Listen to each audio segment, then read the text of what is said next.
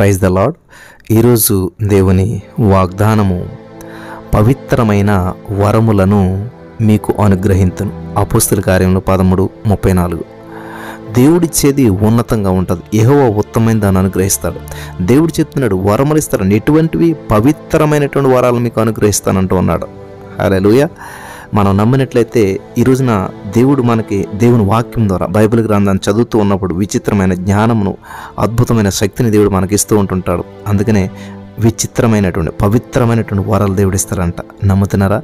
దేవుని వరాన్ని పొందుకున్నప్పుడు, దేవుని జ్ఞానాన్ని పొందుకున్నప్పుడు ఈ లోకంలో, సంఘంలో, సమాజంలో అన్ని విషయాల్లో మనం పవిత్రమైనటువంటి వారిగా, మరి ప్రత్యేకమైనటువంటి వారిగా జీవిస్తాం. అటువంటి భాగ్యం ఈ యొక్క మాట వించిన వారికి దేవుడు ఇచ్చిన గాక.